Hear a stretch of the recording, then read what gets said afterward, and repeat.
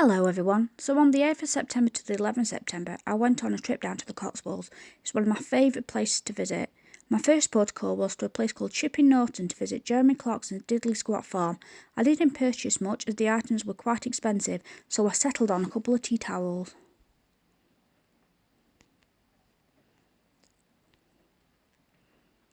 My second protocol was to what I call my second home, if only I could afford it, Blockley. You might recognise this place as the fictional village of Kenbleford in Father Brown. This was my main reason for my trip, was to attend a Father Brown convention. This was my hotel in the Redesdale Arms in Moreton In Marsh. As you can see, it is posh and the bed was comfortable.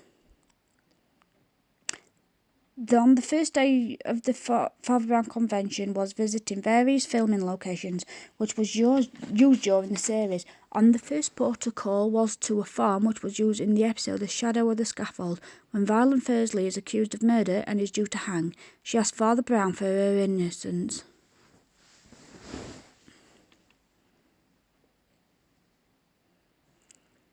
Our next filming location was one of 3 locations that was used as the exterior of Kenbleford Police Station. Our third protocol was to the village of Blockley, which is the home of Kenbleford. The building in this picture has been used as Kenbleford Village Hall. This house was used in the episode The Chedworth Cyclone, where Martin Kent's character Dennis Nilsson lived. This house was used in the episode The Last Man, where the character Professor J. Milton lived.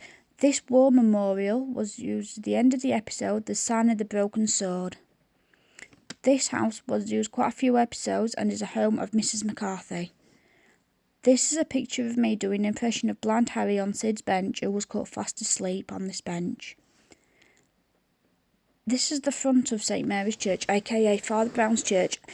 This church is actually called St. Peter's and St. Paul's Church. This is the main entrance into the church and is where you will find Father Brown standing outside welcoming his parishioners. The interior of this church was used as the interior of St. Mary's. There is no confessional, as this church is the Church of England and not a Catholic. A lot of the props in the programme was brought in by the crew. This church is proud to have Father Brown filmed here and have pictures of the filming for everyone to have a look at. This part of the churchyard has been used in many episodes and where you will find Father Brown burying a parishioner. The end building on this picture was used as a newsagent. These pictures look up and down Blockley High Street and has been used in many episodes.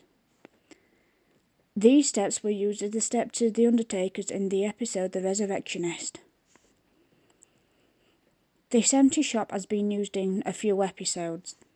This building was used as the exterior of the Red Line and is a residential building, with the interior shots filmed inside a real pub just around the corner, and this is the pub used for the interior of the Red Line. This pub is called the Baker's Arms in Broad Camden.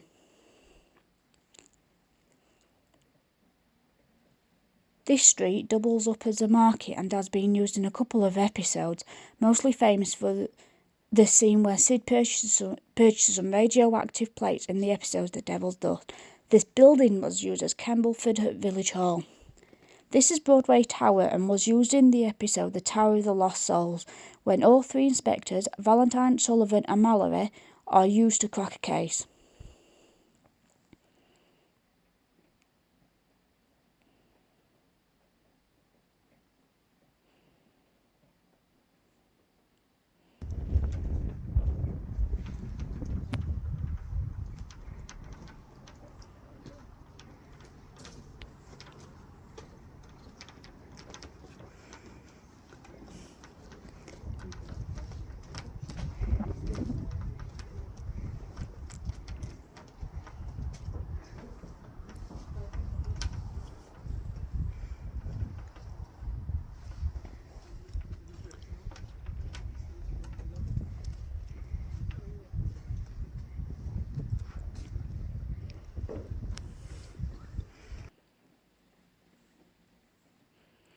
This is a memorial dedicating the lives of 3 men who died when their plane crashed in a nearby field during the Second World War. On the first evening of the event, we had a special guest who stayed with us for the 2 evenings and the day trip. The next day, John Burton, who plays Sergeant Goodfellow, is a really nice, down-to-earth gentleman who was a pleasure to meet. I also won a signed photo of Mark Williams, who plays Father Brown himself. When I woke up the next morning, I found there was a Morgan outside my hotel room window. The second day of our event, we went on 2 steam trains. We went to 2 train stations that was used multiple times during the series.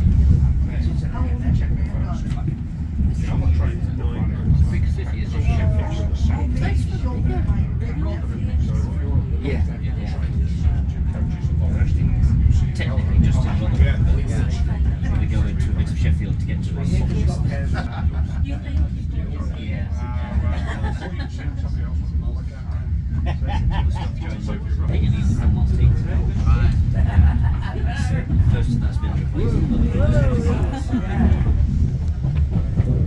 Right, we're actually on the viaduct now, so if you look out either side, you can see the parapet. That's where they walk through. That's where the sunset will be, out that side. Find out a little bit behind us.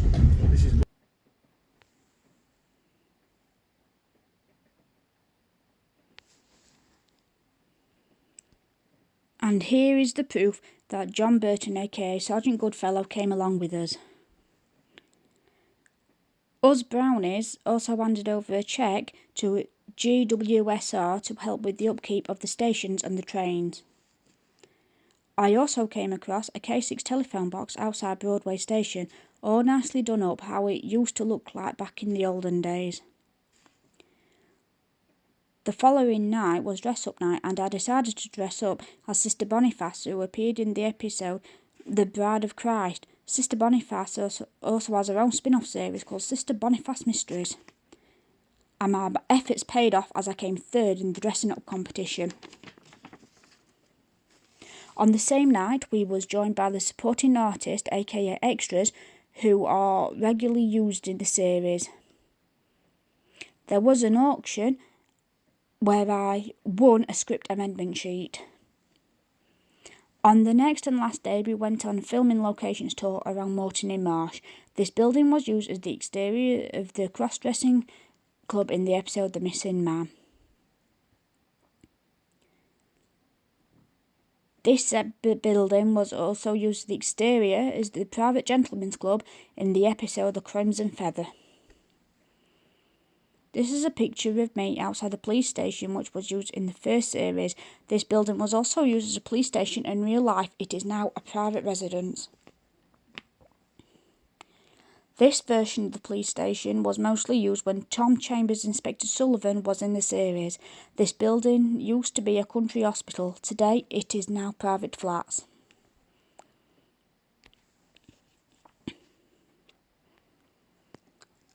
This final picture shows everything that I got during the event. Thank you ever so much for watching. I do hope you look forward to my next video.